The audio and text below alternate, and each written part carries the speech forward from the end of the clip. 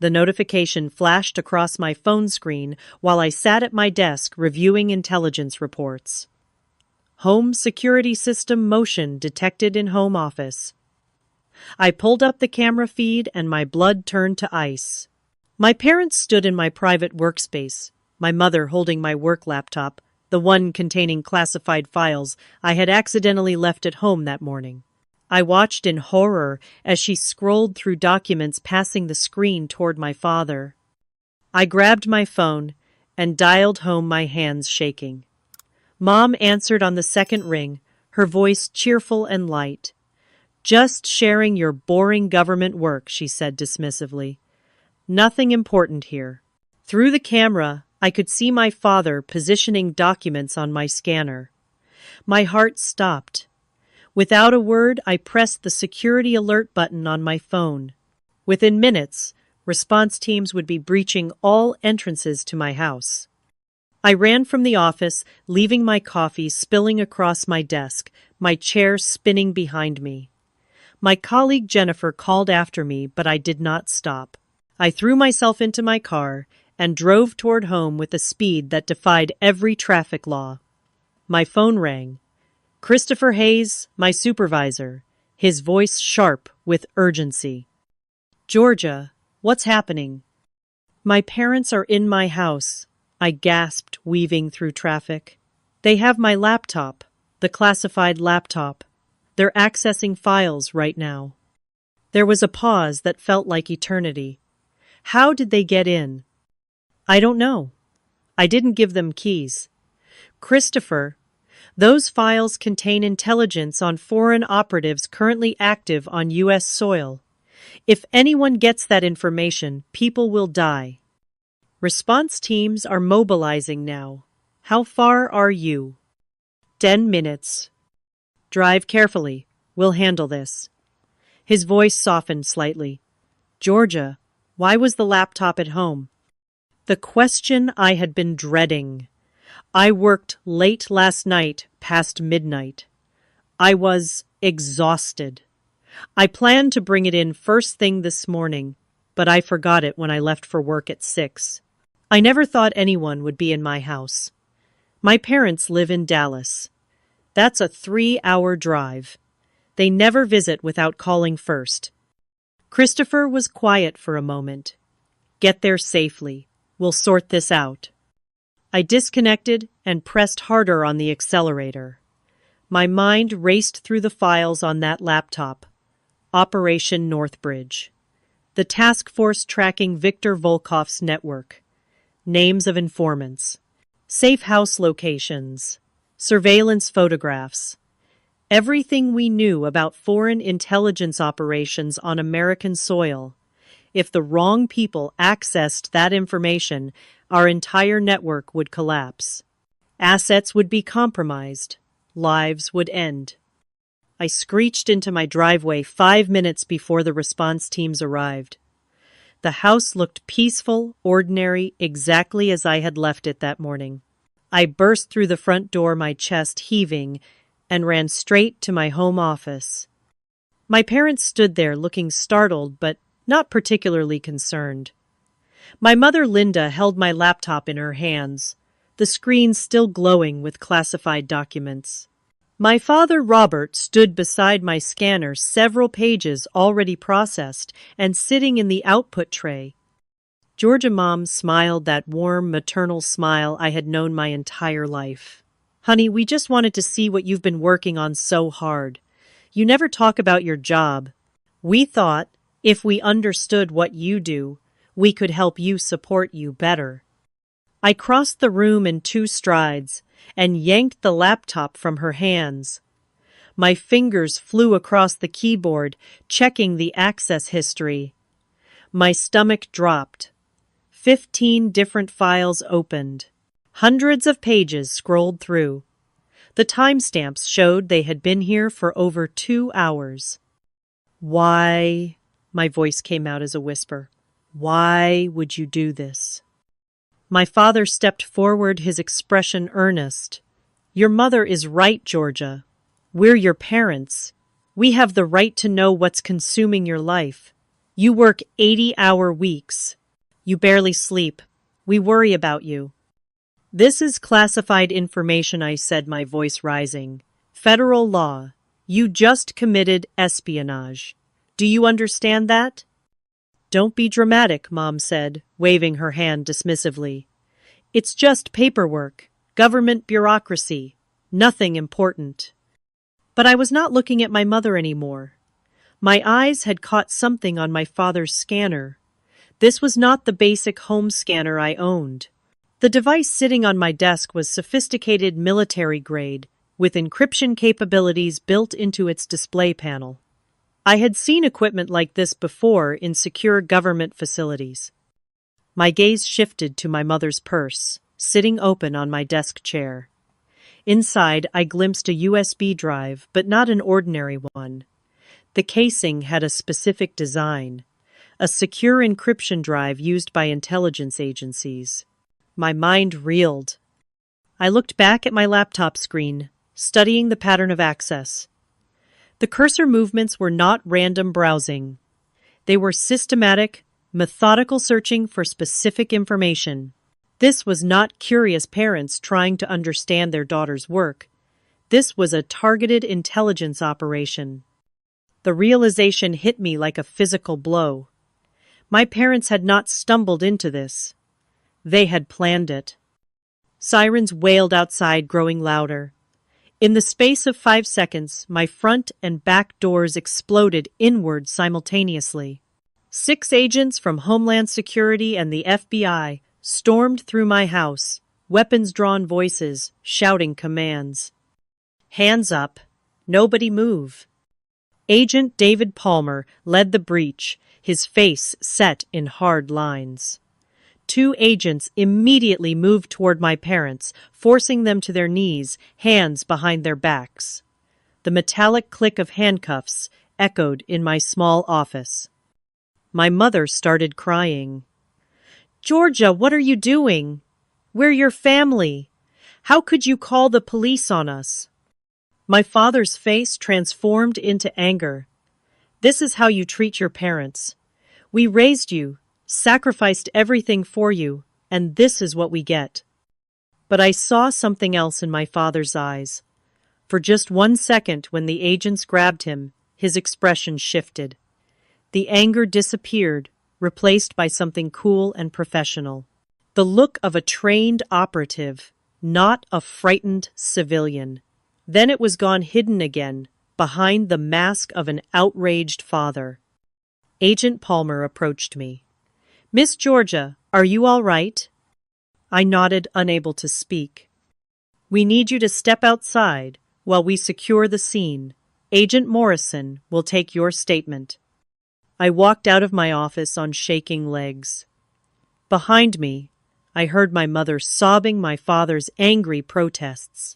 I stepped into my living room, the place where I had hosted family dinners, where we had laughed and shared stories, and I felt the foundation of my entire life cracking beneath my feet. Agent Sarah Morrison sat across from me at my dining table, her notepad open, her expression carefully neutral. Through the walls, I could hear my parents being questioned in separate rooms. My house had become a crime scene, every room crawling with federal agents. Evidence markers being placed, photographs being taken. Walk me through this morning, Sarah said. Her voice was kind, but her eyes were sharp, assessing. I explained everything. The late-night work session, my exhaustion, forgetting the laptop, the unexpected arrival of my parents. Sarah wrote quickly, her pen moving across the page. When was the last time your parents visited unannounced? She asked. I thought about it. Never. They always call at least a week in advance. They like to plan. My mother makes a whole itinerary when they visit. Did they have keys to your house? No. I never gave them spares. I live alone. I work in intelligence. I'm careful about security. Sarah's pen paused. Then how did they get inside? That question hung in the air between us. Sarah pulled out her tablet and showed me security footage from my front porch camera. I watched my father approach my door at 7:45 that morning, barely an hour after I had left for work. He knelt before my lock, and his hands moved with practiced efficiency. In 15 seconds, my door swung open. No fumbling, no hesitation, professional lockpicking. "Your father has training," Sarah observed. I could not speak. I watched him on the screen, his movements confident and skilled, and I saw a stranger wearing my father's face. The tech team entered, carrying evidence bags. Inside one bag was my father's scanner. In another was the USB drive from my mother's purse. A young agent named Thomas approached Sarah. "You need to see this," he said, his voice tight. We followed him to my office, now filled with equipment and investigators. Thomas pointed to his laptop screen, showing analysis of the scanner. "This device doesn't just scan documents. It transmits data in real time to an encrypted server. Everything they scanned was immediately uploaded." My vision swam. Where? What server? "We're tracing it now, but the encryption is sophisticated, government level." Sarah turned to the USB drive analysis. Another tech, a woman named Patricia, looked pale as she delivered her findings. "This drive contains malware, advanced spyware designed to infiltrate secure systems. We also found a keystroke logger on Miss Georgia's laptop. It was installed 3 days ago." 3 days ago. I felt the room spinning. 3 days ago, I had brought my laptop home to work on a weekend briefing. 3 days ago, my father had called to check in, asking if I was home. A casual call. A loving father checking on his daughter. I had told him yes, I was working from home that day. "The malware was installed remotely," Patricia continued. "Someone accessed your laptop from outside your network and deployed the keystroke logger. Every stroke you've typed since then has been recorded and transmitted." Sarah looked at me, her expression grim. "Georgia, this is not a random breach. This is a coordinated intelligence operation that's been running for at least 3 days, possibly much longer." Agent Palmer appeared in the doorway. "We need you in the interrogation room, Agent Morrison. And Georgia, you should hear this too." We walked down my hallway to my guest bedroom, now converted into a makeshift interrogation space. My father sat in a chair, his hands cuffed to the table. He looked different now. The warm, gentle father I knew had vanished. The man sitting before me was cold, controlled, his eyes calculating. "Your father has something to say," Palmer said. Robert looked at me, and for the first time in my life, I saw fear in his eyes. Not fear of arrest or prosecution. Fear for someone else. "I did it for Daniel," he said quietly. "Daniel, my older brother." My stomach clenched. "What about Daniel?" I asked. My father took a deep breath. "Your brother never quit gambling. He's in debt to loan sharks. $1,200,000. These aren't ordinary loan sharks, Georgia. They have connections to organized crime networks. They threatened to kill him." The room went silent. I thought about Daniel living in Dallas, working as a sales manager for a tech company. I had spoken to him just last week. He had sounded fine, normal, maybe a bit stressed, but nothing alarming. 6 months ago, Robert continued, a man named Marcus Thornton approached me. He knew about Daniel's debt. He offered to make it disappear, all of it. In exchange, he wanted information, classified information from you. "You said no," I whispered, needing it to be true. "I did, at first. Then they sent me a video." My father's voice broke. "They had Daniel in a warehouse. They broke his fingers, Georgia, one by one, while he screamed. They said next time it would be worse. Next time, they would send pieces of him to us in boxes." Sarah leaned forward. "When did you agree?" 2 years ago. 2 years. I felt the floor drop away beneath me. 2 years of betrayal. 2 years of my father stealing classified information, putting lives at risk, destroying everything I had worked for. Your mother doesn't know, Robert said quickly. I told her we were just trying to understand your work. She thought this was about being supportive parents. Linda is innocent in this. Palmer crossed his arms. Who is Marcus Thornton working for? I don't know. He never said. But the equipment he gave me, the USB, drives the scanner. These are intelligence grade.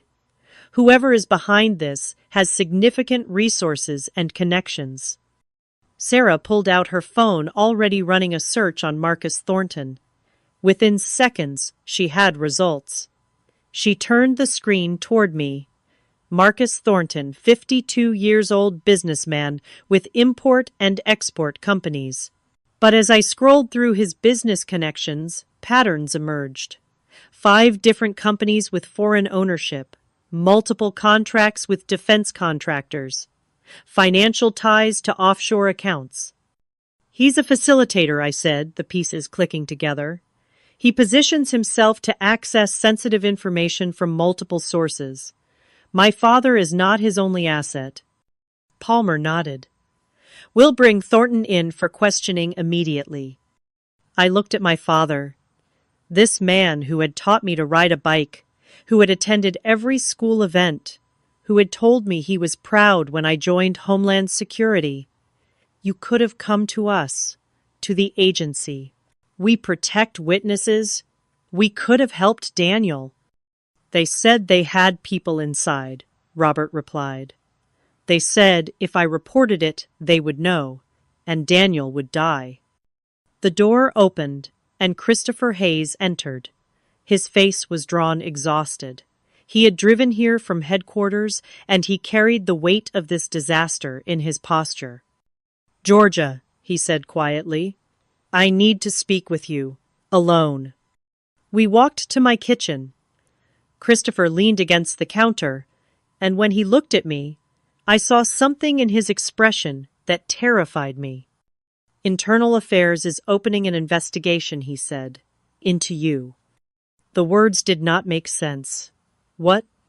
They need to determine whether you were aware of your father's activities, whether you deliberately left your laptop accessible. That's insane. I'm the victim here. I know, but look at the timeline from their perspective. You forgot your laptop at home, which you never do. Your parents showed up unannounced, which they never do. The timing is too convenient. Some agents are asking whether you facilitated this breach. I felt rage burning through my shock. I would never betray my country. You know me, Christopher. You've worked with me for 5 years. I do know you. I believe you. But I have to follow protocol. Effective immediately, you're suspended pending investigation. I need your badge and your weapon.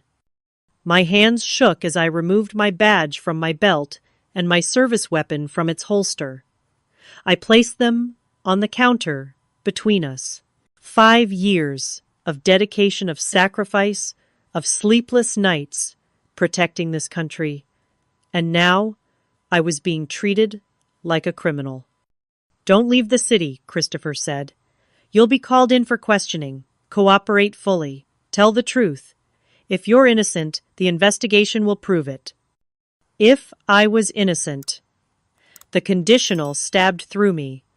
Christopher left and I stood alone in my kitchen, listening to agents process my home, my life, my family. Through the window, I saw news vans arriving, cameras pointing at my house. Someone had leaked the story. By morning, my name and face would be everywhere attached to words like espionage, betrayal, treason. The interrogations began the next morning. I sat in a cold, windowless room at Homeland Security headquarters, facing 2 internal affairs investigators who looked at me like I was already guilty. They asked the same questions over and over, circling back, trying to catch inconsistencies. Why did you take classified files home? I've explained this. I worked late. I was tired. I planned to bring the laptop in first thing. But you forgot. Yes. You've never forgotten before. In 5 years, you've never once left classified materials unsecured. Everyone makes mistakes. Convenient timing for a mistake. The sessions lasted hours, grinding me down, looking for cracks. They analyzed every aspect of my life. My phone records, my emails, my bank accounts, my travel history. They built a timeline of every interaction I'd had with my family over the past 2 years. They discovered that I had called Daniel 13 times in the past month, significantly more than usual. When I explained I was worried about my brother and wanted to check in, they made notes with skeptical expressions. They found that I had visited Dallas 3 times in the past 6 months to see family. Each time I had brought my laptop with me to work remotely. The investigators theorized that I had been gradually exposing information to my family over time, normalizing their access, preparing for the larger breach. That's not what happened, I insisted, but I could see they did not believe me. Agent Sarah Morrison, who had seemed sympathetic during the initial breach, now questioned me with professional distance. Did your father ever ask about your work? Of course. Parents ask about their children's jobs. What specifically did he ask? General things, how my day was, if I was stressed. Normal parent questions. Did you ever discuss classified operations? Never. I know the rules. But Sarah's expression suggested she thought I was lying. The trust we had briefly shared during the chaos of the breach had evaporated. Now she was an investigator, and I was a suspect. On the 3rd day of investigation, Jennifer Walsh called me. My best friend and colleague sounded terrified. Georgia, I need to tell you something. Internal Affairs just questioned me. I felt dread settling in my stomach. About what? About 3 weeks ago, your brother Daniel contacted me. He said he wanted to surprise you with a gift, something special. He asked about your schedule, when you worked from home, when you'd be at the office. I thought it was sweet, so I told him, you usually work from home on Fridays. My breath caught. Fridays. My parents had broken into my house on a Friday. Jennifer, you didn't know. But that's not all. Her voice cracked. Internal Affairs thinks I'm part of this. They're suggesting I deliberately provided information to help facilitate the breach. They're investigating me, too. Georgia, I could lose my job. I could go to prison. You won't. You were trying to help. You didn't know what Daniel was really doing. They don't believe me. They think there's a pattern. They're saying your entire network was leaking information. You, me, maybe others. They're tearing apart our whole team. After Jennifer hung up, I sat in my living room, still crowded with evidence markers and forensic equipment. I thought about the pattern investigators were building. From their perspective, it looked damning. A brother who asked about my schedule. A colleague who provided that information. A forgotten laptop at exactly the right time. Parents who showed up exactly when I was not home. If I did not know the truth, I would suspect me too. The media coverage grew worse each day. My face appeared on national news. Headlines screamed about homeland security breaches, about intelligence analysts betraying their country. Reporters camped outside my house, shouting questions whenever I appeared. My neighbors stopped making eye contact. I received death threats on social media, hundreds of messages calling me a traitor, demanding I be executed. My entire reputation, Everything I had built over 5 years of dedicated service crumbled in 72 hours. I became the face of betrayal, and no amount of protesting my innocence made any difference. The court of public opinion had already convicted me. On the fourth night, I sat alone in my house curtains, drawn against the cameras outside, and I realized something. Waiting for the investigation to clear me was not enough. If I wanted to prove my innocence, I had to do it myself. I had to find the real story behind my father's betrayal and expose whoever was pulling the strings. I still had my skills. I still had my training. I might not have my badge, but I still knew how to investigate, and I was not going to let someone destroy my life without fighting back. I started with Marcus Thornton. Without access to government databases, I had to work with public information, but years of intelligence training had taught me how to find patterns in seemingly innocent data. I spent 18 hours straight searching through business records, property filings, corporate registries, and social media connections. Marcus Thornton owned 7 different companies, each with complex ownership structures involving shell corporations and offshore entities. But when I mapped out the connections, I found something interesting. 5 of Marcus's companies had contracts with defense contractors who worked on classified projects. 2 companies had foreign investors from countries known for intelligence operations against the United States. Marcus was not just a businessman. He was a node in a network designed to collect sensitive information from multiple access points. My father was not his only asset. Marcus had positioned himself to reach into different parts of the intelligence community, defense industry, and government operations. This was sophisticated, long-term intelligence work. But Marcus was not at the top. Someone was directing him, coordinating the operation, someone with the resources and knowledge to run a network this complex. I thought about what my father had said. Marcus mentioned someone named Victor. I searched for Victor, connected to Marcus, to foreign intelligence, to operations on U.S. soil. The name, Viktor Volkov, appeared repeatedly in intelligence reports I remembered from my work. He was a ghost, a suspected foreign intelligence officer operating in the United States. But there were no confirmed sightings, no photographs, no concrete evidence. He existed in rumors and suspicions. Then I remembered something that made my blood run cold. One of the files my parents had accessed on my laptop contained our intelligence on Viktor Volkov. It listed suspected network members, safe house locations, contact methods, everything we knew about his operations. This was not about stealing general intelligence. Victor wanted to know specifically what we knew about him. He wanted to identify leaks in his network, find out which of his people might be compromised. This was counterintelligence. And if Victor now knew everything in those files, he would start eliminating anyone who could identify him. Informants would disappear.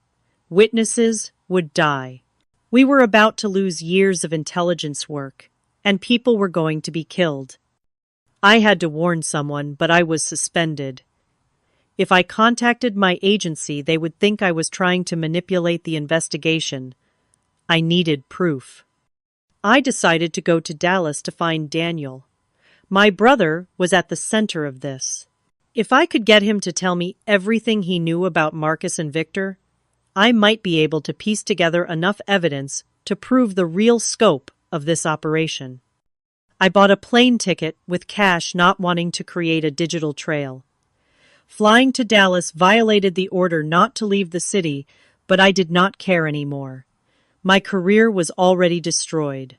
What mattered now was stopping Victor before more people died. Daniel's apartment was in a rundown complex on the east side of Dallas. I knocked on his door for 5 minutes before he finally answered. When he opened the door, I barely recognized him. My brother looked like he had aged 10 years in the past few months. He was thin, gaunt, with dark circles under his eyes and a yellowish tint to his skin. His hands shook. He had a fading bruise on his left cheek, and his right hand was bandaged. "Georgia," he said, his voice breaking. "Oh, God, Georgia." He pulled me inside and immediately started crying. Not quiet tears, but deep, wrenching sobs that shook his whole body. I held my brother while he fell apart, and I felt rage building inside me at whoever had reduced him to this. When he finally calmed enough to speak, the story poured out of him. The gambling had never stopped. He had just gotten better at hiding it. Online poker sports betting, high-stakes games in private rooms. He had lost everything: his savings, his retirement money he borrowed from friends. Then he borrowed from people who did not accept excuses or delays. The debt grew to $1,200,000. The loan sharks were not local criminals. They had connections to international organized crime. When Daniel could not pay, they took him to a warehouse. They broke 2 of his fingers with a hammer while filming it. They sent the video to my father. Marcus Thornton showed up the next day, Daniel said. He knew everything. He knew about the debt, about the threats, about the video. He said he could make it all disappear. He seemed like a miracle. What did he want in return? Information about you, your schedule, your habits, your security measures. He said it was for a background check, some kind of enhanced security clearance review. It sounded official. I was desperate. I told him everything. Did Marcus ever mention who he worked for? Daniel nodded. Once I heard him on the phone. He said a name. Victor. He said, Victor wants this done cleanly. No traces back to us. Victor Volkov. The confirmation I needed. Daniel, I need you to come with me. We need to report this to the FBI. Your testimony can help expose this entire operation. I can't.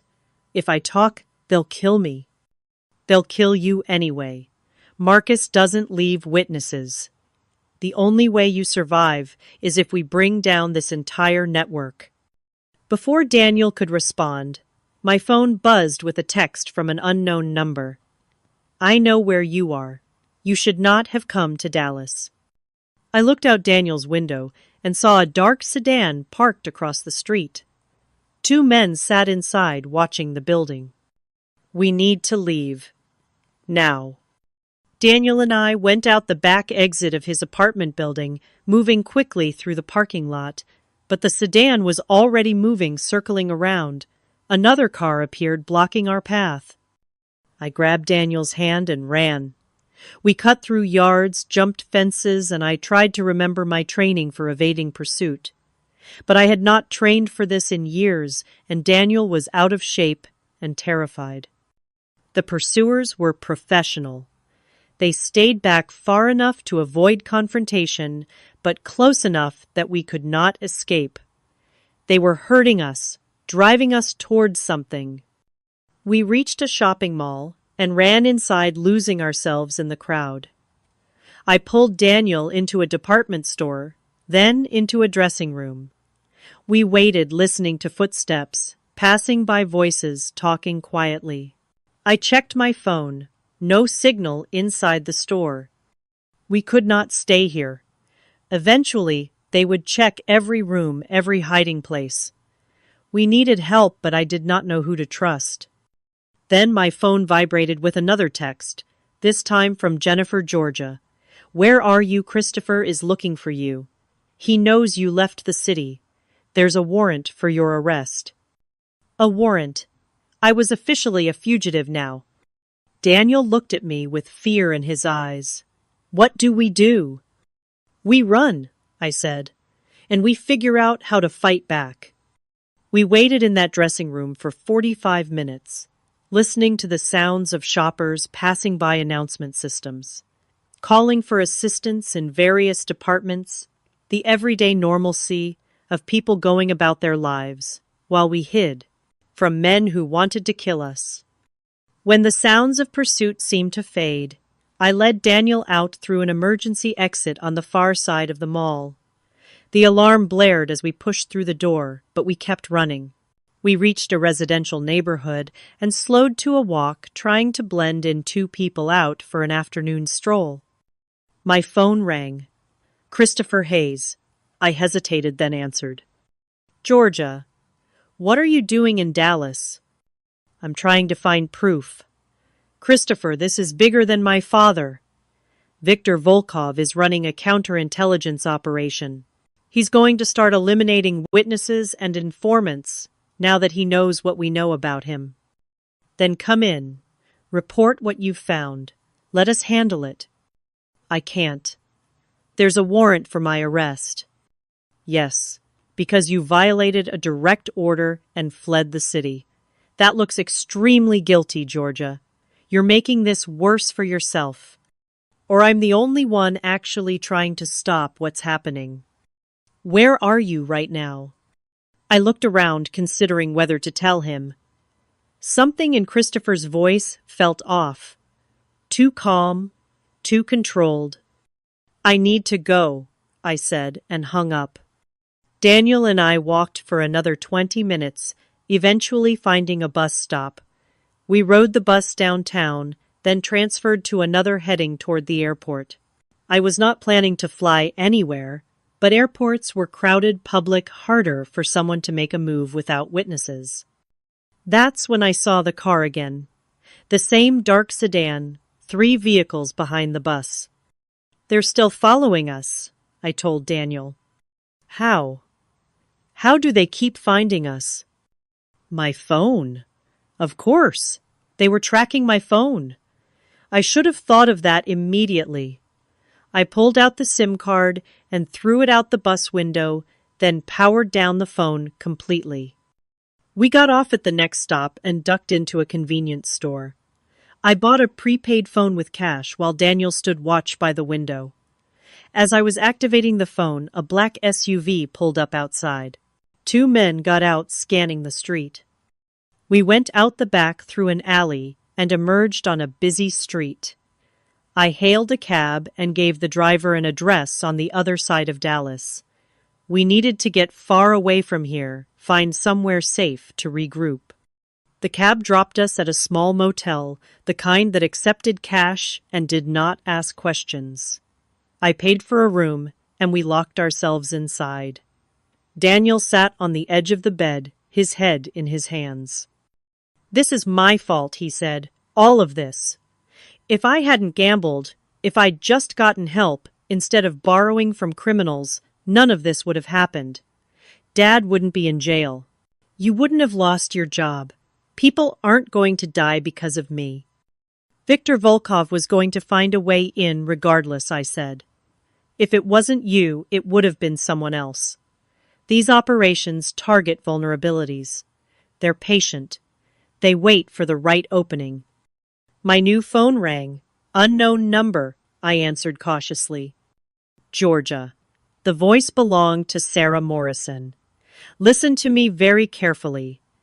Don't talk, just listen. I know you're in Dallas. I know you're in trouble. I'm here to help. How did you get this number? I just activated it 10 minutes ago.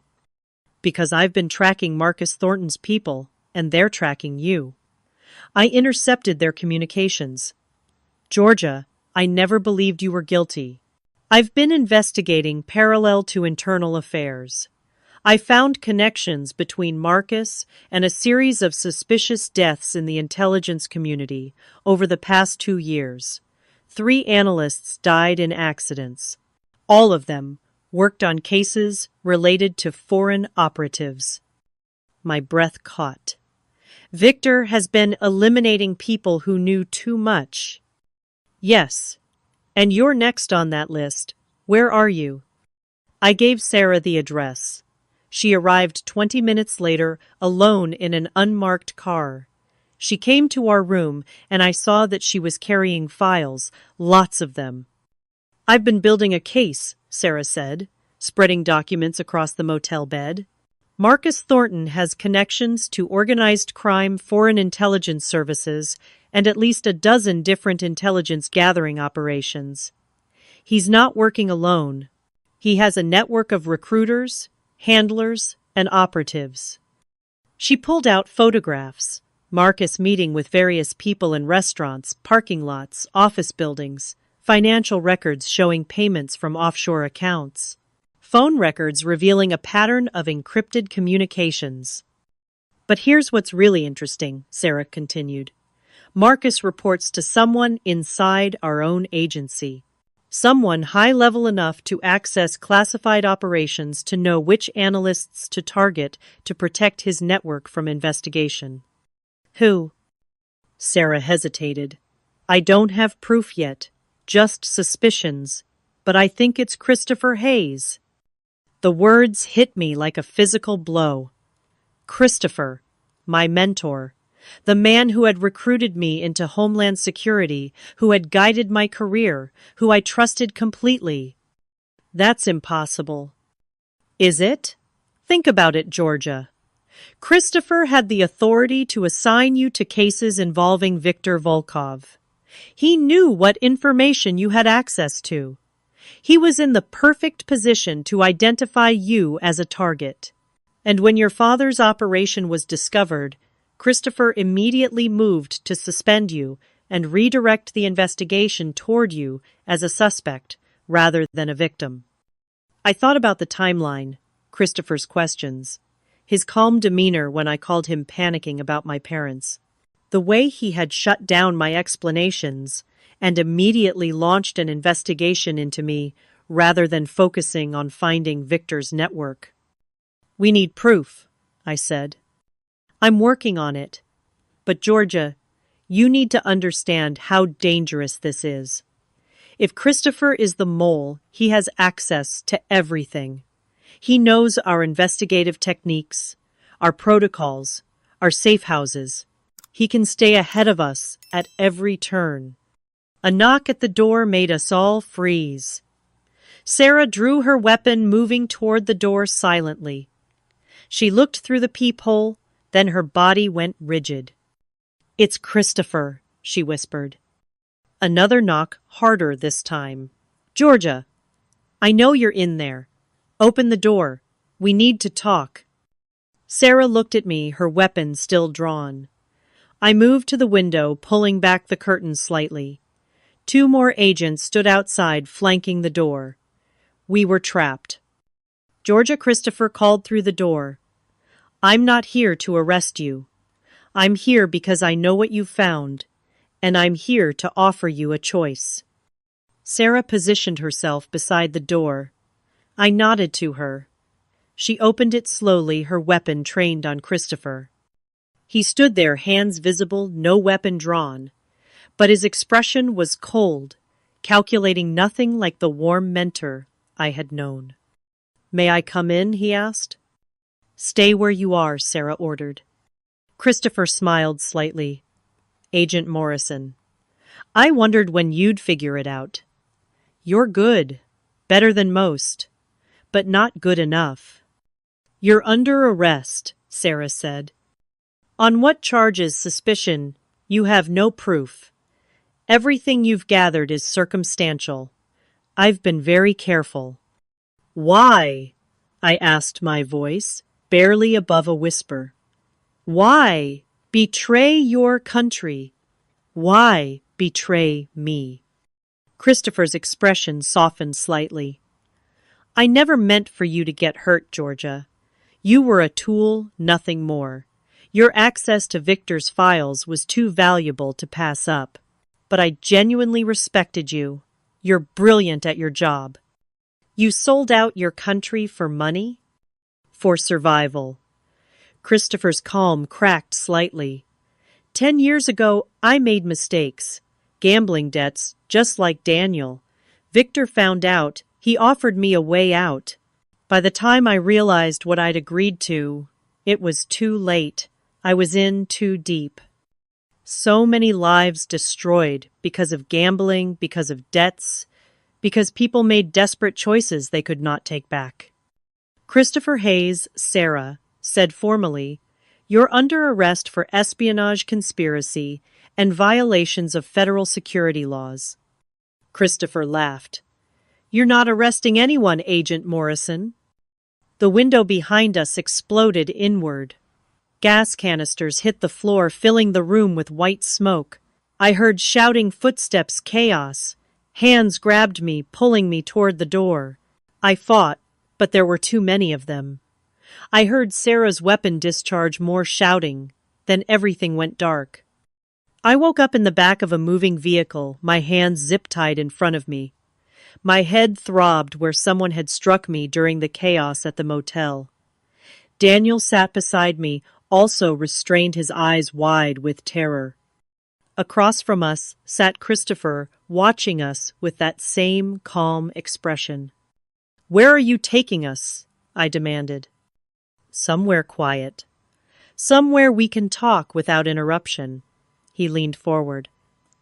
"Georgia, it doesn't have to end badly for you.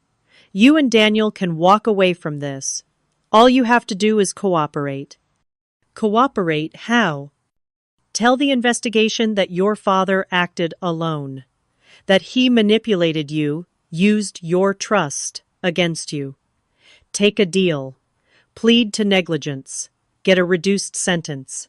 In a few years, this will all be forgotten. You can rebuild your life. While you continue selling intelligence to Victor. Victor is careful. He takes what he needs, but never enough to cause catastrophic damage. It's a sustainable arrangement. Both sides benefit. People die because of the information you sell. People die every day for countless reasons. That's the nature of intelligence work. You know that." I looked at Christopher and realized I was staring at a stranger. Whatever values or principles he once held had been eroded away by years of compromise. He had rationalized his betrayal so completely that he genuinely believed he was being reasonable. The vehicle stopped. We were at a warehouse district, industrial buildings standing empty in the fading evening light. They pulled us out and pushed us into a building. Inside, Marcus Thornton waited along with 3 other men I did not recognize. "So this is the analyst who caused all the trouble," Marcus said, studying me. "You should have stayed suspended and kept quiet." "She's stubborn," Christopher said. "Always has been. That's what made her good at her job." "It's also what's going to get her killed," Marcus replied. They took us to a back room, empty, except for 2 chairs bolted to the floor.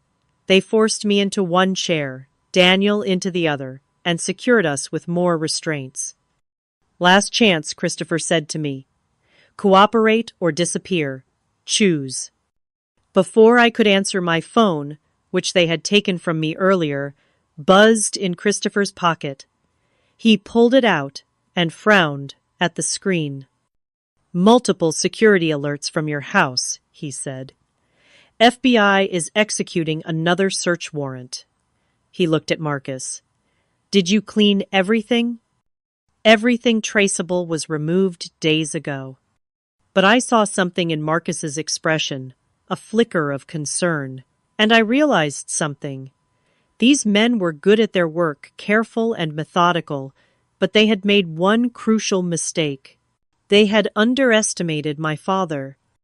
My father had been working with them for 2 years, but he was not really on their side. He had been collecting evidence, building a case, waiting for the right moment to expose everything.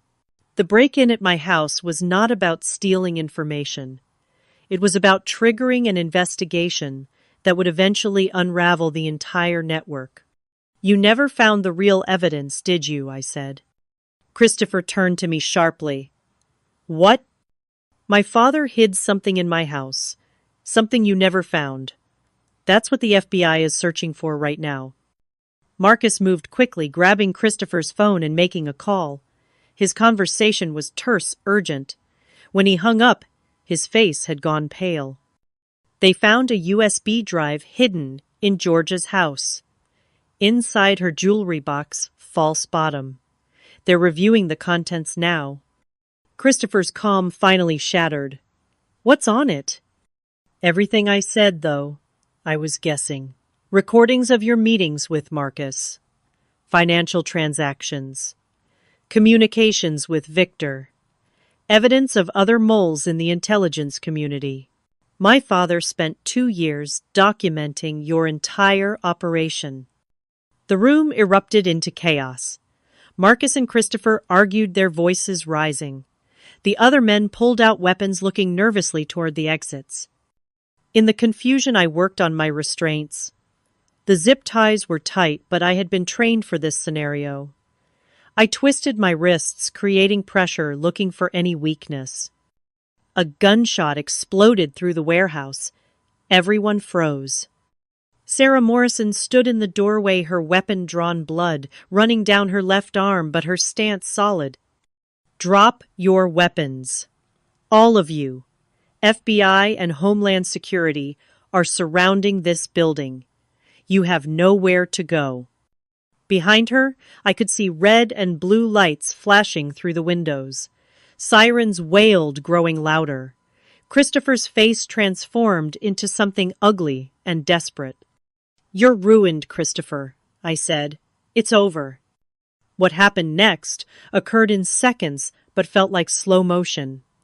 Christopher pulled a weapon from his jacket. Sarah fired, hitting him in the shoulder. He went down. Marcus ran for a side exit, but found agents blocking his path. The other men surrendered, dropping their weapons, hands raised. Sarah cut through my restraints, then Daniel's. My brother collapsed into my arms, sobbing with relief. Within minutes, the warehouse filled with federal agents. Paramedics treated Sarah's wound, which turned out to be a graze from the earlier fight at the motel. Christopher was loaded into an ambulance under armed guard. Marcus and his associates were cuffed and led away.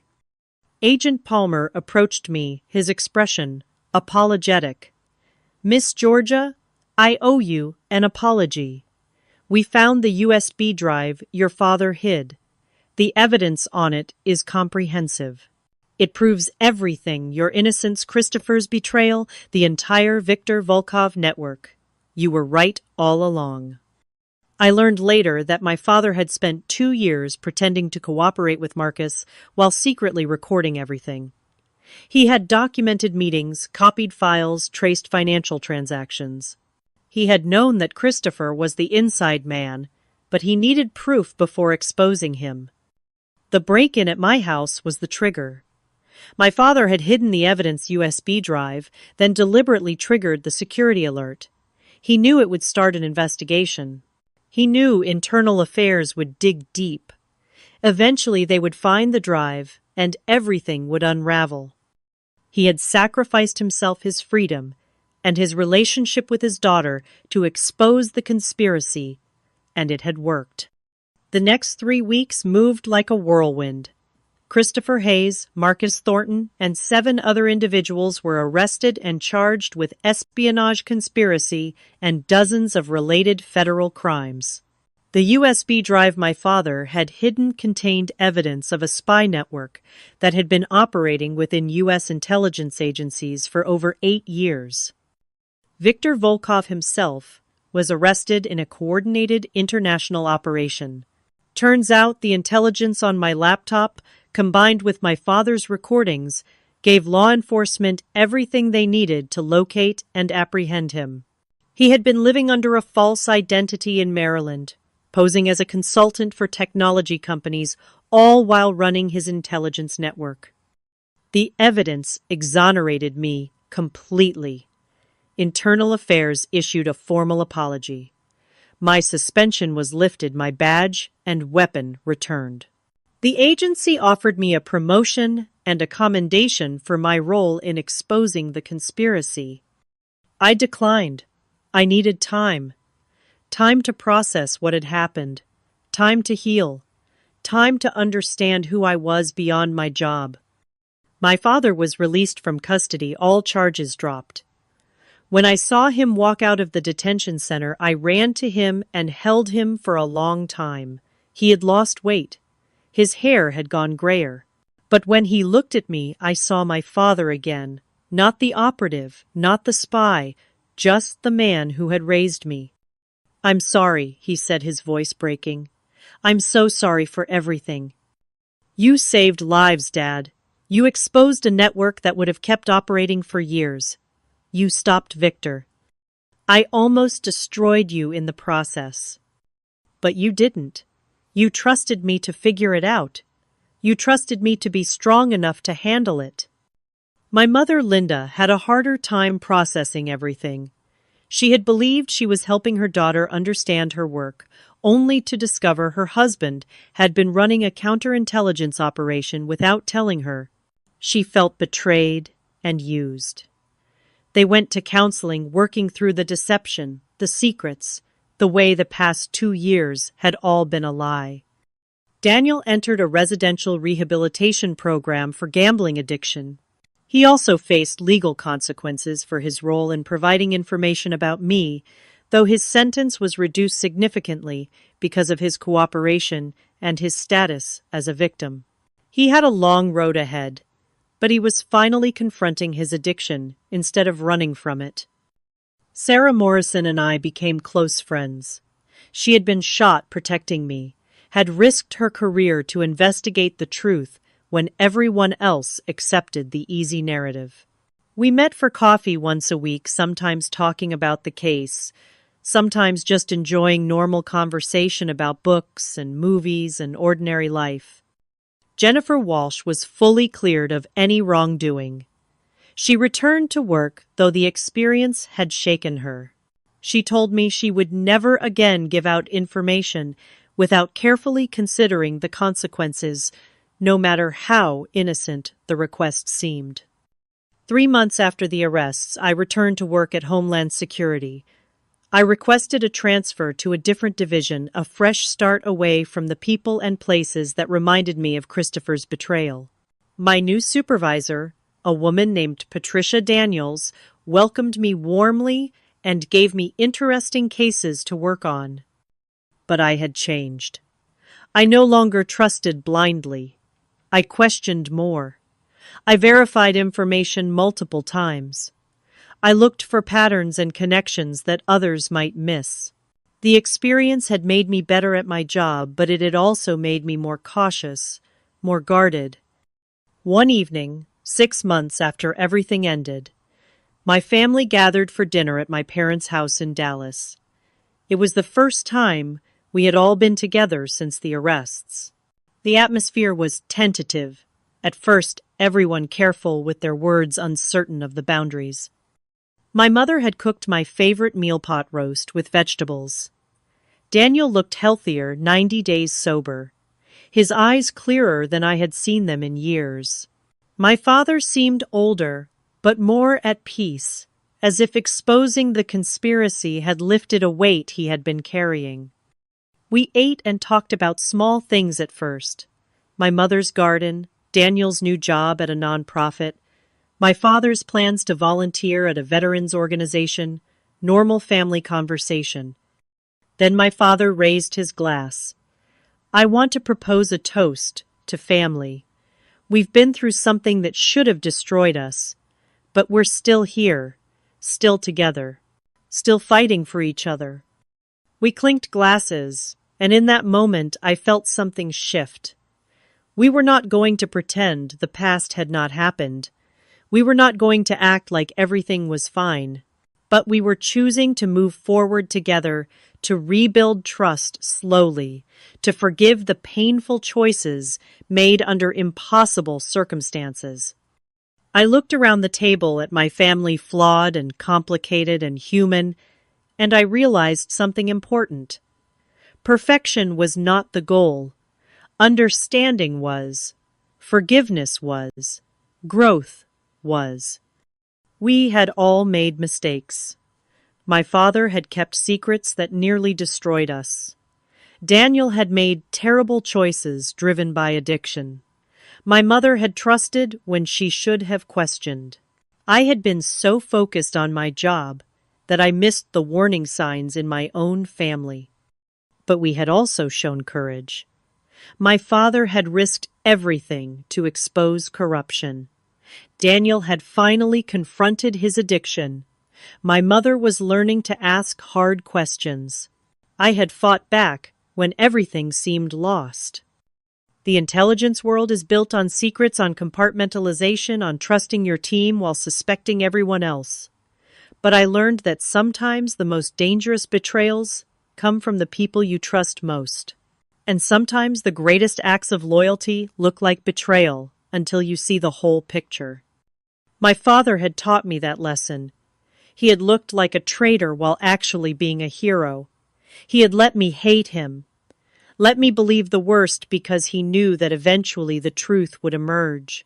He had faith in me, in the system, in justice. That faith had been tested. We had all been tested. But we had survived. As I drove back to my apartment that night, I thought about the question I had asked myself in those dark days when I was suspended and hunted. Was I strong enough to handle this? Did I have what it took to fight back against forces so much bigger than me? The answer was yes. But not because I was special or extraordinarily brave, because when pushed to the edge, when everything was stripped away, I discovered that I had something more important than skills or training. I had principles I was not willing to compromise. I had a sense of right and wrong that guided me even when the path was unclear. And I had people who loved me enough to sacrifice for me. That was the real lesson. Strength does not come from being invincible. It comes from being willing to stand up, even when you're terrified, even when you're not sure you can win, even when everyone has turned against you. I had stood up, I had fought, and I had won. Not just the investigation or the case, but something more important. I had won back my life, my integrity, my sense of self. I had proven to myself that I could handle the worst betrayal imaginable and come out the other side, still believing in justice, still believing in truth. The world of intelligence is complicated. Sometimes the good guys do bad things for good reasons. Sometimes the bad guys were once good guys who made one wrong choice that led to another. Sometimes the truth is buried under layers of deception, and you have to dig through pain and doubt to find it. But it's worth digging. It's worth fighting, because at the end of the day, the truth matters. Justice matters. Holding people accountable matters. My father understood that. That's why he spent 2 years building a case, collecting evidence, waiting for the right moment. He knew that exposing Christopher and Victor was more important than his own freedom or reputation. He was willing to let his daughter believe he was a traitor if that's what it took to bring down a network of real traitors. That kind of sacrifice is rare. That kind of courage is extraordinary. I'm proud to be his daughter. So, what would you have done if you were in my position? If you discovered your family was involved in espionage, would you have called in the response teams or tried to protect them? If your mentor betrayed you, would you have kept fighting or given up? Have you ever had to choose between loyalty to family and loyalty to your principles? Drop your thoughts in the comments. I would love to hear your perspective on this impossible situation. And if this story resonated with you, if it made you think about trust and betrayal and the complicated nature of loyalty, please hit that like button. Subscribe to hear more stories about the messy, complicated, real situations that test who we are. Share this with someone who needs to hear about fighting back against impossible odds. Thank you for listening to my story. Thank you for hearing me out when the whole world had already decided I was guilty. Sometimes that's all we need, someone willing to listen to. Consider that maybe things are not what they seem to believe, that truth is worth pursuing even when it's painful. I hope you never have to face a situation like this. But if you do, I hope you remember that you're stronger than you think, that doing the right thing is worth it, even when it costs you everything. and that sometimes the people who look like villains are actually heroes waiting for their moment to reveal the truth. Stay safe out there. Question everything. Trust carefully. And never stop fighting for what's right, even when the whole world tells you you're wrong.